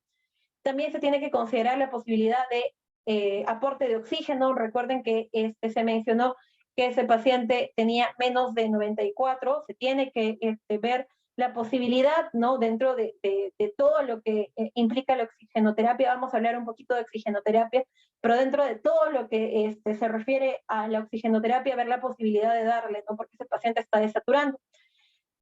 Dependiendo también del nivel, no es lo mismo un paciente que presente 93 que un paciente que presente 88, por ejemplo. Nosotros sabemos que en las medidas el manejo va a ser distinto. Y exámenes de laboratorio e imágenes que estén disponibles, ¿no? No siempre vamos a tener tomografías, radiografías, pero bueno, dependiendo de lo que tengamos disponible. Si tiene más de un factor de riesgo, requiere aislamiento también, instalaciones asignadas para atender a los pacientes con sospechas de COVID, ¿no? Sí sería bueno que esté monitorizado de cerca por el centro hospitalario y si tiene estos signos de gravedad, como la dificultad respiratoria, como la fiebre persistente, sí es necesario de que haya el estudio de la posibilidad de que ingrese a un hospital, ¿no? En la medida de lo posible esto se tiene que dar. Y también a este paciente monitoreo de signos vitales, signos de emergencia y considerar aporte de oxígeno ante la posibilidad de que haya una dificultad respiratoria, una desaturación. Y si estos pacientes no tienen ninguna sospecha o sea, no tienen factores de riesgo. Sí hay sospecha de COVID, pero no hay factores de riesgo. Y hay sospecha de COVID leve, ¿no? No tienen todos esos síntomas que nos hablarían de gravedad. Es recomendable un aislamiento en casa o un aislamiento en instalaciones asignadas para pacientes con sospecha de COVID que no son hospitalarios, ¿no? Recordemos que el 95% de los pacientes que tienen una infección por el SARS-CoV-2 van a superarla sin necesidad de mayor soporte, ¿no? Entonces, si hay un gran porcentaje de personas que van a tener una enfermedad leve, una enfermedad moderada, una enfermedad sintomática, ante una sospecha de esto, es bueno que el paciente vaya a su casa, pero sí que esté en constante monitoreo, ¿no? Y en caso de que tenga síntomas muy difíciles, ya se le dé tratamiento sintomático, ¿no? Con paracetamol, por ejemplo. Pero más allá de eso no, porque hay ciertos medicamentos que sí podrían ser perjudiciales para un COVID-19 leve, ¿no? Como es algunos anticoagulantes y algunos corticoides. Como vamos a ver, eso está reservado para otros estadios de la enfermedad y que si se da en un estadio equivocado, como en un COVID-19 leve, esto podría ocasionar a que el paciente tenga un agravamiento de su cuadro en lugar de una mejora. Entonces, a estos pacientes se les refiere a su casa, un aislamiento de su casa, y en el caso de que no sea posible, porque va a haber un número de personas, especialmente en Lima, por ejemplo, que hay hacinamiento, o en algunos otros departamentos del Perú donde hay hacinamiento, se les pueda brindar estos lugares alternativos, que son lugares de concentración, para pacientes que tengan COVID-19 y no tengan las posibilidades de aislarse, ¿no? Lo importante es que se evite la transmisión de persona a persona. Dentro de esto, tenemos que tomar en cuenta los exámenes disponibles y también tenemos que tomar en cuenta los factores de riesgo, ¿no? Que podría presentar eso básicamente respecto a lo que se menciona en la guía para el cuidado de pacientes adultos críticos con COVID-19 en las Américas. Esto en la versión 2 de julio del 2020. Y aquí tenemos otras indicaciones, ¿no? Por ejemplo, aquí para un paciente que, acerquémoslo, para un paciente que, recordemos que este era paciente con COVID leve, este era paciente y sin factores de riesgo, este era paciente con 1 o 2 factores de riesgo y este era un paciente con muchos factores de riesgo, ¿no? Si presenta signos de emergencia, el otro, o cada uno de estos pacientes, estos van a tener que ser llevados ya no solamente a una sala de observación, de hospitalización, sino a una sala de un manejo superior, ¿no? Y para nosotros poder detectar esos casos es necesario que se evalúen de cerca los signos vitales como la frecuencia respiratoria, la frecuencia cardíaca, la saturación de oxígeno principalmente, ¿no? Para que nosotros podamos identificar la aparición rápida de una neumonía causada por SARS-CoV-2. También la fiebre, la tos, la disnea, esos son síntomas que tienen que monitorizarse, no solamente en un ambiente hospitalario, sino también cuando el paciente cuando el paciente esté apuntando una enfermedad leve y vaya a su casa, de todas maneras se tienen que hacer estos monitoreos exhaustivos, ¿no? En la parte de monitoreo yo les dejé una hoja, ahí en el link que les va a... los organizadores les van a pasar las diapositivas. Ahí en esa hoja de monitoreo, en la parte inferior, ustedes van a encontrar un link. En ese link ustedes pueden descargar esa hoja de monitoreo, ¿no? Que es elaborada por un epidemiólogo peruano. Es muy buena porque nos va a ayudar día a día a registrar cambios en la sintomatología, cambios en la saturación de oxígeno, cambios en la temperatura, que es muy importante en el manejo de esta enfermedad, ¿no? También se indica que es importante que se administre sintomáticos dependiendo de lo que se está dando, ¿no? Si ya hay un agravamiento tanto de la función respiratoria, de la función cardíaca, si ya hay una fiebre persistente que no baja a antipiréticos, se tiene que considerar pasarlo a un centro de mayor nivel, ¿no? Y en el caso de que haya una desaturación, una opción es comenzar la oxigenoterapia, por ejemplo, ¿no?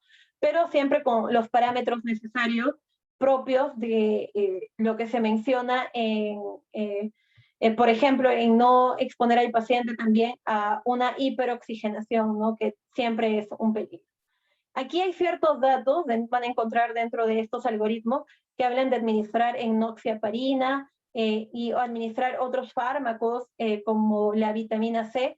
Eso tenemos que tomarlo muy, digamos, bajo pinzas, porque eso ha ido cambiando a lo largo de todo lo que se ha venido registrando a lo largo de la pandemia, ¿no? Lo más importante ahora sabemos que es precisamente el monitoreo de los síntomas. A esta hoja me refería, ¿no? Acá ustedes van a poder descargar esta hoja de monitoreo. Y esta hoja de monitoreo, ¿por qué es importante?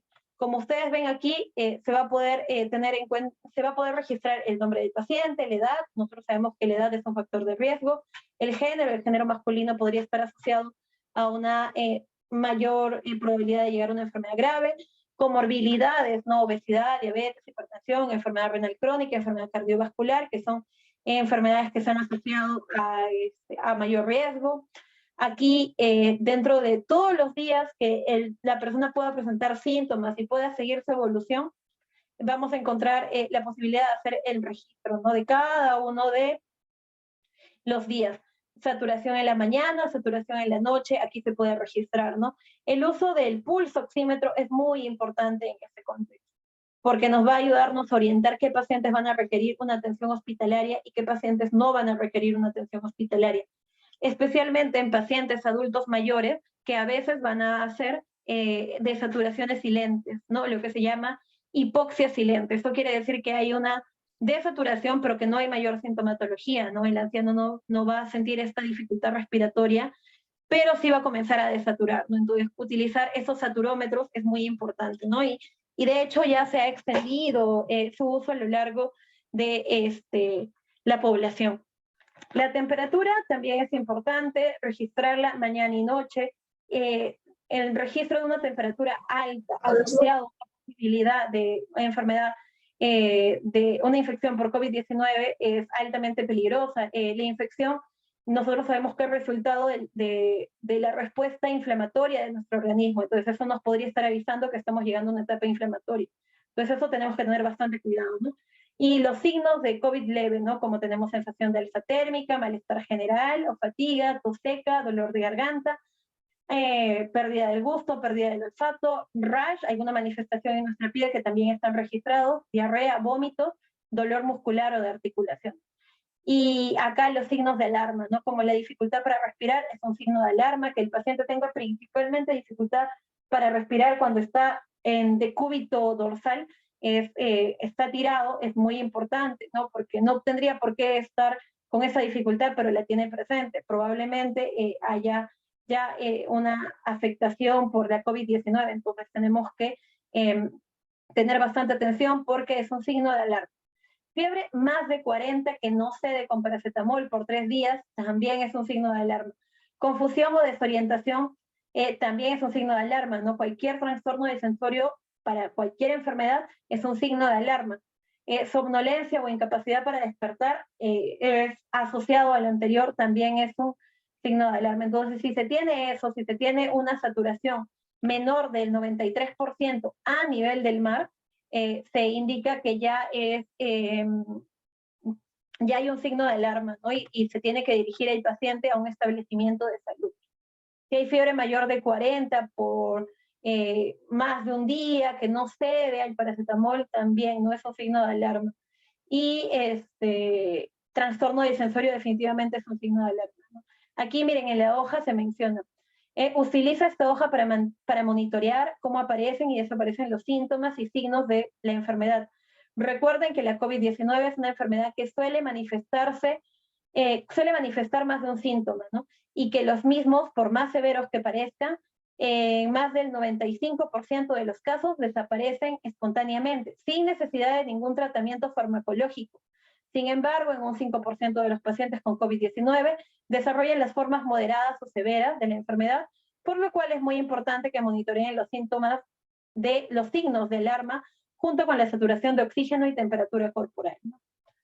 Entonces, estas hojas de registro son muy buenas, ¿no? Y es lo que se tiene que hacer especialmente cuando el paciente está en un entorno extrahospitalario.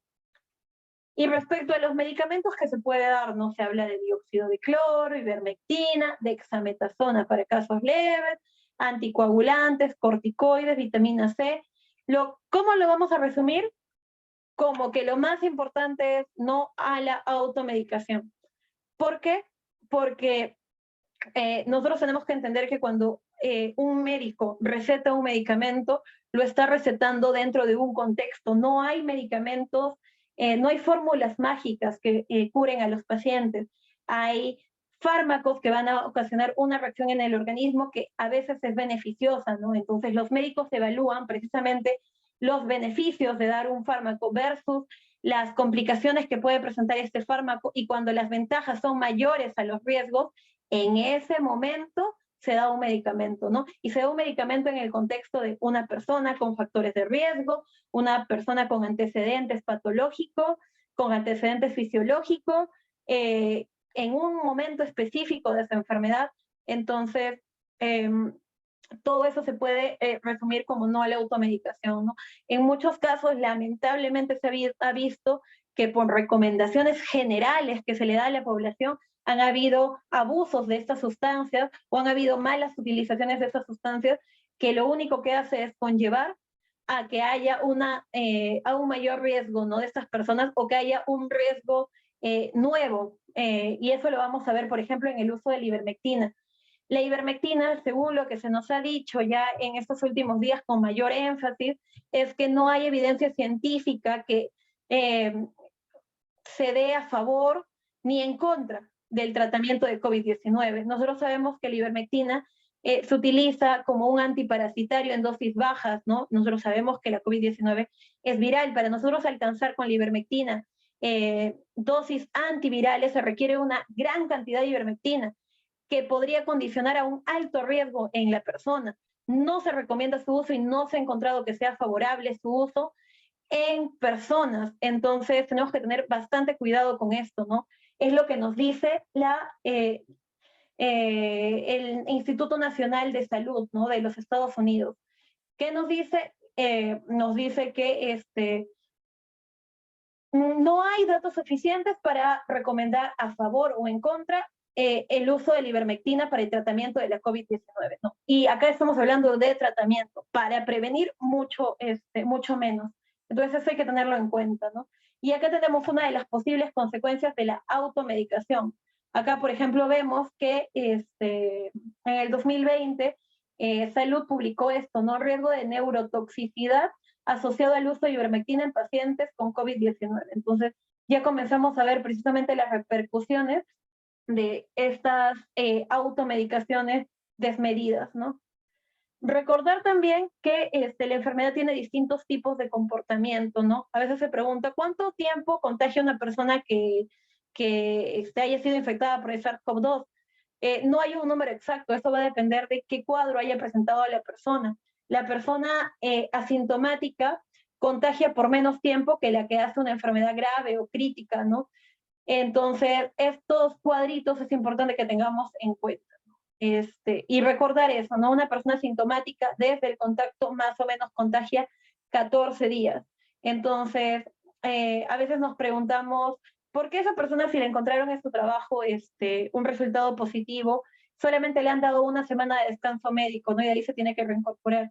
Es posiblemente porque el médico esté evaluando que el contacto ha sido 7 días antes y que eso se va a autolimitar en 14 días porque es una persona con una infección asintomática, ¿no? O en el caso de una persona con una enfermedad leve es 21 días, y en el caso de una persona con una enfermedad grave es muchísimo más tiempo que las dos anteriores. Aquí veamos otro flujograma, que también es de esta guía para el cuidado de pacientes adultos críticos con COVID-19 en las Américas, que básicamente nos recuerda de forma similar lo que tenemos que hacer, ¿no? Entonces, el paciente llega al centro de salud con una enfermedad respiratoria aguda, ¿no? ¿Qué es lo que se tiene que hacer? Primero es tomar todas las medidas de bioseguridad, tanto para el paciente como para el personal que lo va a atender, ¿no? Nosotros sabemos que hay normativas en el Ministerio de Salud que nos hablan de qué equipo de protección personal, qué tipo de equipo de protección personal tiene que tener cada uno de los individuos. Y también tenemos que evaluar la posibilidad de que esa persona tenga COVID y la posibilidad de que esa persona tenga signos de alarma y la presencia o no de factores de riesgo.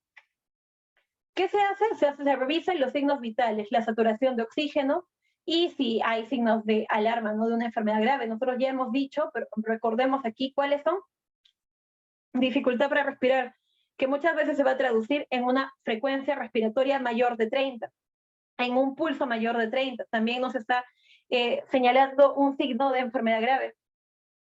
Hipotensión, también son signos de enfermedad grave, ¿no? Que nos estarían indicando posiblemente ya la aparición de un shock, una arritmia, de una disfunción cardíaca, y la evidencia de disnea, ¿no?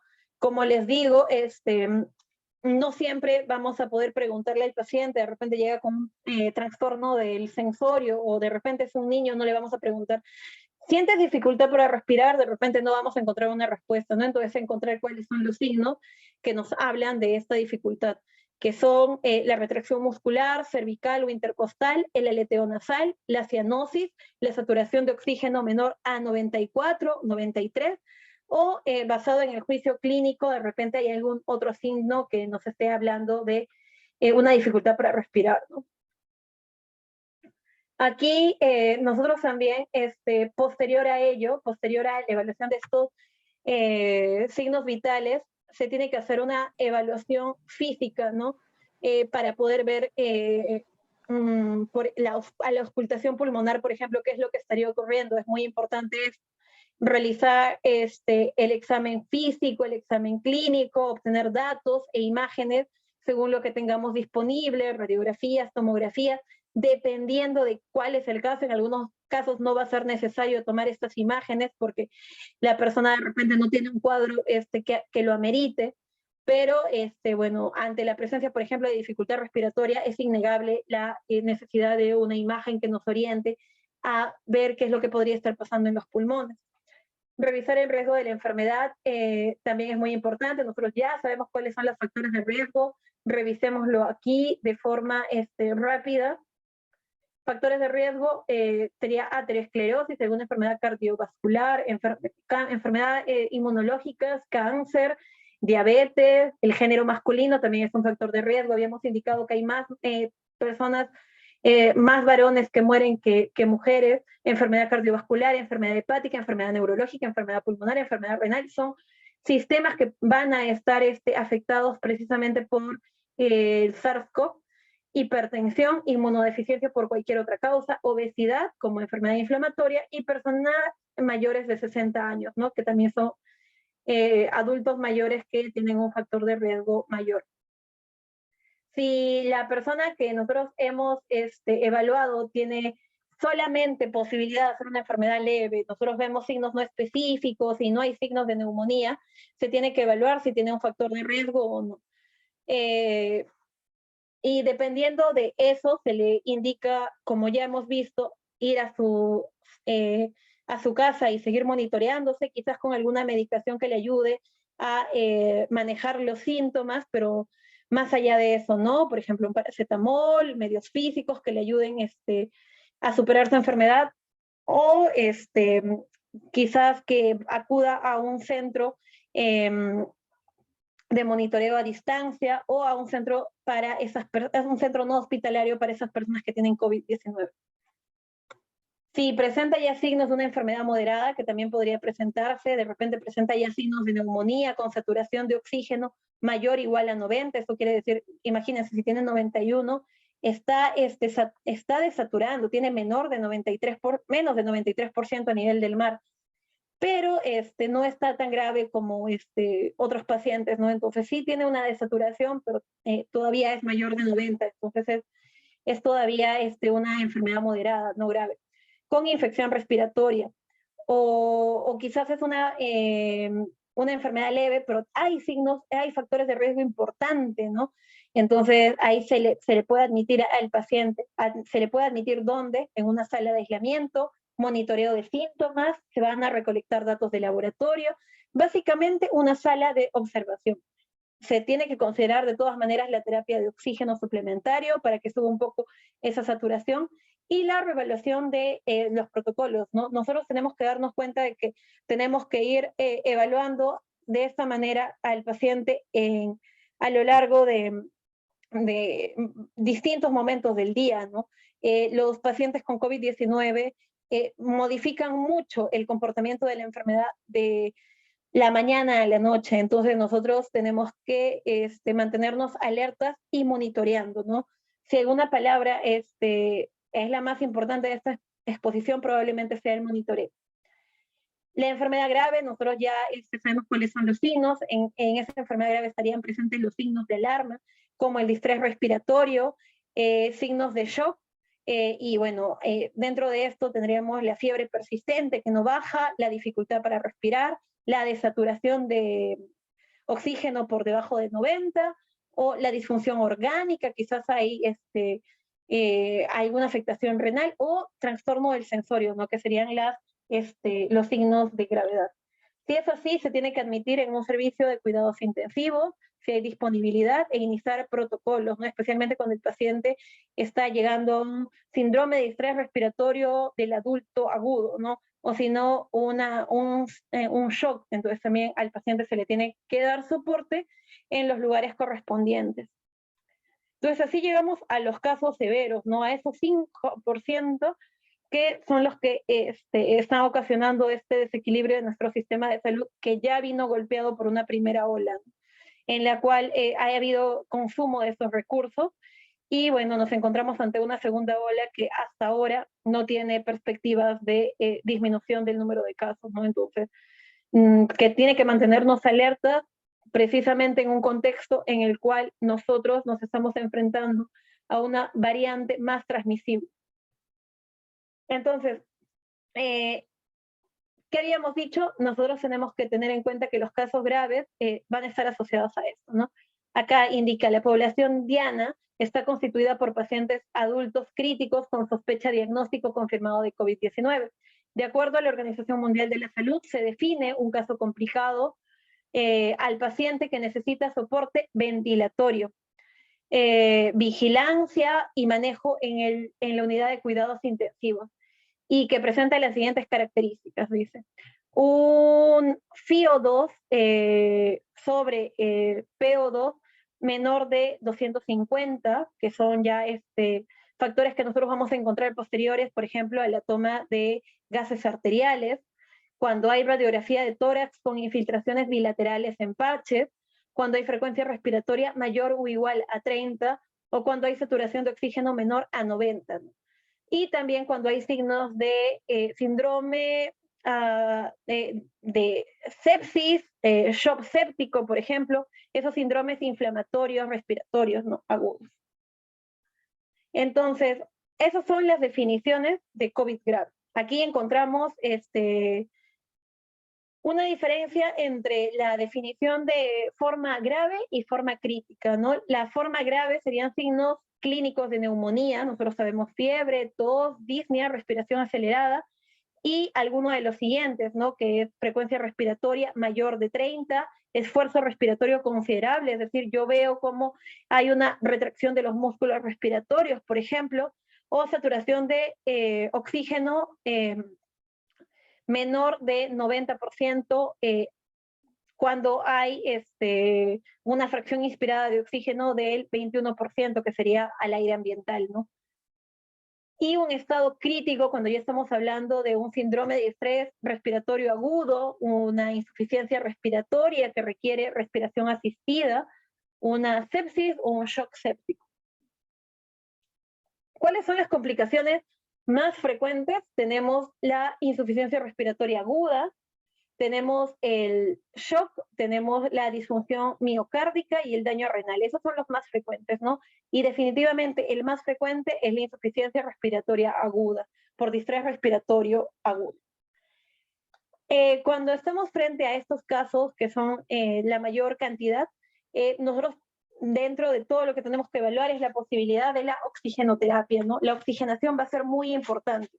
Entonces, básicamente la Organización Mundial de la Salud sugiere que cuando ya se está administrando oxígeno, las metas se mantengan mayor a 94, no necesariamente que el paciente llegue a 100%, porque a veces esto es contraproducente, ¿no? A veces dentro del manejo se indica, no sé, oxígeno a tantos litros, y con la posibilidad de subir a tanto, para que el paciente se mantenga en 94, ¿no? Entonces a veces cuando ya se está dando el manejo, la administración propia del oxígeno, se va a números más altos, ¿no? Se trata de llegar a 99, 100, y esto va a ser contraproducente, especialmente para pacientes adultos mayores, ¿no? Entonces se sugiere ajustar el oxígeno a un objetivo de saturación periférico de mayor o igual a 94% durante la reanimación inicial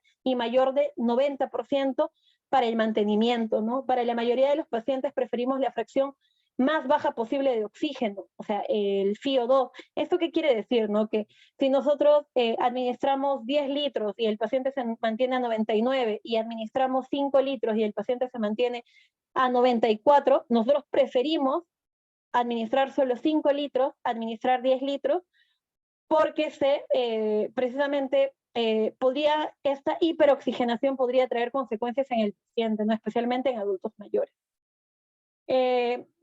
Aquí se dice que idealmente se tiene que esperar una saturación de 90 a 96%, ¿no? Si es posible. Se debe evitar a toda costa la hiperoxia. Si la saturación de oxígeno más alta se logra durante la reanimación inicial y la estabilización, como durante la intubación, el oxígeno suplementario debe retirarse tan pronto como sea seguro y posible, ¿no? Eso quiere decir que tenemos que ir poco a poco llegando a menores niveles de oxigenación, especialmente cuando el paciente ya ha sido sometido a procedimientos que van a aumentar, van a estabilizar la saturación, ¿no? Como un proceso de intubación o oxigenación suplementaria que sí lo haya llevado a niveles altos de saturación de oxígeno, ¿no? Y básicamente lo que sigue después es que van a haber distintos tipos de pacientes, ¿no? No hay un paciente típico que necesite oxigenación, ¿no? Podemos encontrar pacientes tan diversos como un anciano con insuficiencia respiratoria aguda, que a la vez tenga enfermedad pulmonar obstructiva crónica, y podemos encontrar a una joven de 23 años que está atravesando por un embarazo y que también tenga esta enfermedad, ¿no? Entonces, el manejo va a ser distinto según el caso. Para nosotros ver, por ejemplo, la posibilidad de que un paciente sea entubado o no, nosotros vamos a utilizar ciertas escalas. Una de las escalas más importantes es esta escala, ¿no? La escala de Brecha. Esta es una escala para evaluar la severidad respiratoria, ¿no? Y la necesidad o no de una intubación según estos puntos. Básicamente para ver si el paciente requiere o no el uso de estos dispositivos que son tubos endotraqueales, porque bueno, el paciente va a ser sometido a una evaluación, no siempre se va a poder dar esa evaluación completa, porque en algunas ocasiones esto va a ser de emergencia, en algunas ocasiones sí se va a poder contar con algunos minutos que permita, por ejemplo, al anestesiólogo, al emergenciólogo, a la persona más capacitada para hacer esta intubación, evaluar la vía del paciente, ¿no? Y mediante pasos concretos, acá les voy a dejar algunos pasos, les dejo los pasos de la guía técnica de procedimientos de atención prehospitalaria de la Dirección de Atención Móvil de Urgencias, ¿no? Actualizada al 2020, que son básicamente una serie de pasos para lograr la intubación de un paciente que requiera, ¿no? Según la escala de Brecha que ya les había mencionado. Es importante que este tipo de procedimientos lo realice la persona más capacitada, la que cuente con mayor experiencia, ¿no? Y que sea en una secuencia rápida de intubación.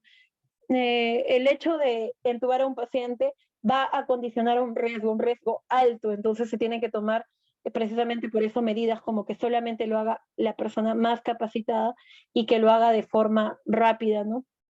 Acá les dejo también para que visualicen.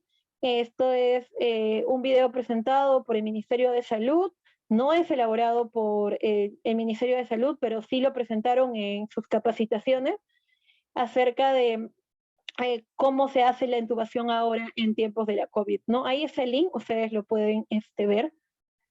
La pronación es eh, otra parte del manejo de pacientes, especialmente en el manejo intensivo, ¿no? Y es muy importante. La evidencia emergente sugiere que la pronación es factible y da como resultado una mejor oxigenación en algunos pacientes con COVID-19, independientemente de si están recibiendo oxígeno suplementario. No está claro si la pronación evita la intubación, acelera la recuperación o reduce la mortalidad, ¿no? Eso es lo que se menciona. Y también les dejo un video donde ustedes van a poder ver este procedimiento. De hecho, este video lo vamos a ver ahora para que ustedes puedan ver cómo es que se realiza esa pronación. El otro ya lo ven ustedes. Ahorita voy a compartir la pantalla de eso. Un momento, por favor.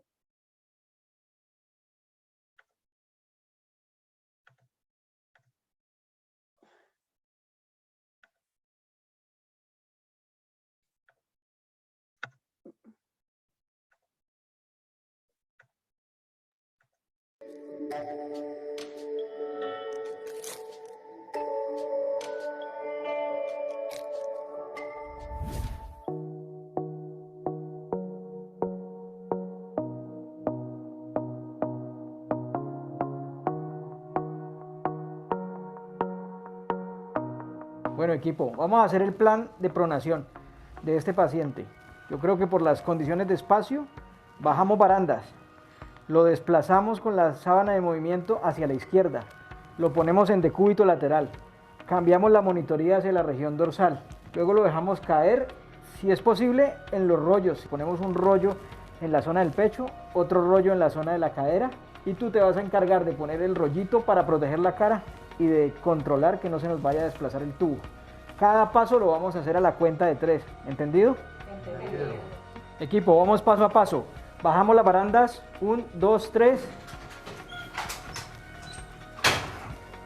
Vamos a exponer el paciente antes de movilizarlo hacia la izquierda. Ahora vamos a desplazarlo hacia la izquierda.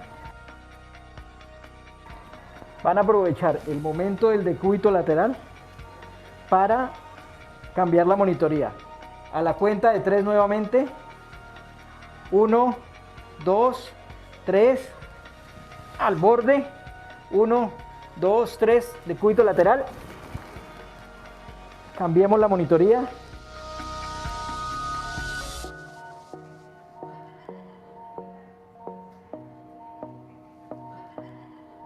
Ahora en este paso metemos los rollos y lo dejamos caer hacia la zona ventral. A la cuenta de 3. 1, 2, 3.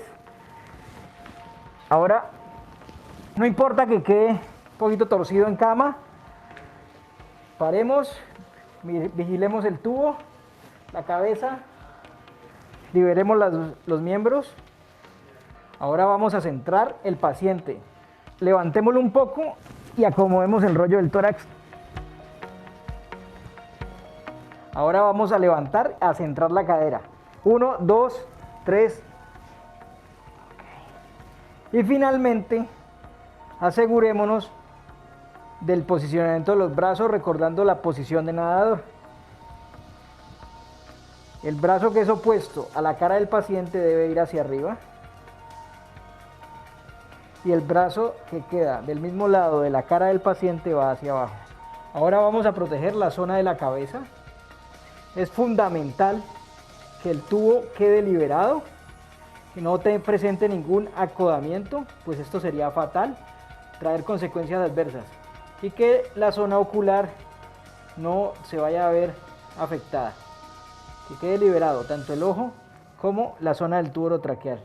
Verificaremos que la terapia en realidad no nos esté dando efectos opuestos a los deseados. Y hay que estar seguros que la parte ventral del abdomen está liberado y la cama debe tener una inclinación entre 15 y 30 grados para permitir que el diafragma caiga y favorecer mucho más la mecánica pulmonar.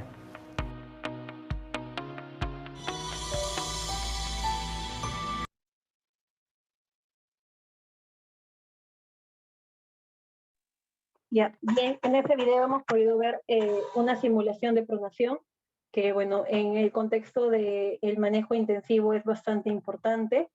Ya nos falta poco para terminar lo que es el manejo. Aquí les dejo también el manejo de lo que es un paciente específicamente con sepsis, ¿no? Acá ya tienen punto por punto cómo es que se debería hacer este manejo. Recuerden que la guía que ha hecho todos estos algoritmos es la guía para el cuidado de pacientes adultos críticos COVID-19 en las Américas. Es la versión 2, es cierto, pero de todas maneras fue publicada en julio del 2020, ¿no? Entonces es importante recordar que toda esta información se va modificando día con día, semana tras semana, ¿no? Entonces es importante sí orientarnos con estos gráficos, pero no tomarlo de forma dictatorial, porque algunos datos podrían haber cambiado, ¿no? En el transcurso de toda esta pandemia. Dentro de la etapa hiperinflamatoria, la etapa 3 de la enfermedad, hay un contexto que se conoce como tormenta de citoquinas, ¿no? Esta tormenta de citoquinas está asociada a la hiperinflamación.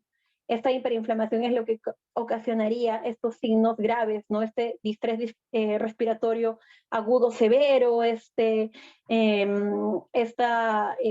disfunción cardíaca y todas esas complicaciones que vemos en la COVID-19.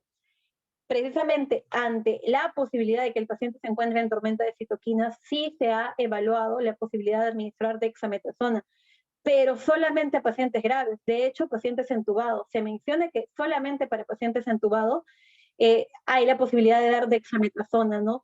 Y más o menos, ¿en qué dosis? 6 miligramos diarios por 10 días, ¿no? Eso es más o menos. Y bueno, en caso de no contar con dexametasona, ya algún otro corticoide, pero básicamente solamente es para pacientes graves entubados, no para cualquier paciente. Si se le da a un paciente con COVID leve, eso podría conllevar a un agravamiento de su cuadro, no a una solución. Se ha presentado en niños lo que es el síndrome inflamatorio multisistémico asociado a la COVID-19. Es importante que recordemos que no solamente los adultos tienen complicaciones por esa enfermedad, ¿no? Es cierto, en menor escala, pero los niños también tienen esas complicaciones. De hecho, acá hay dos publicaciones, una hecha en el Instituto Nacional de Salud del Niño y otra hecha en el Hospital Edgardo Rebagliati Martins, donde hay ya registros de casos de estos síndromes inflamatorios multisistémicos, ¿no? Que se presentan en esta población infantil. Acá tenemos ciertas características de esa inflamación. Básicamente es la presentación de fiebre y afectación de más de 2 sistemas. Vemos como acá hay manifestaciones dérmicas, un rash grande, esta descamación de las mucosas, edemas. Vemos también que hay afectación ocular. Entonces, todo eso tenemos que tenerlo presente, ¿no? No solamente hay que proteger a los adultos, sino también a los niños. Y de hecho, estos síndromes inflamatorios multisistémicos que se han presentado en niños, también se han presentado en adultos, ¿no? Y son los responsables de una gran cantidad de pacientes en UCI. Eso sería todo. Muchas gracias por su atención. Y bueno, hasta una próxima oportunidad.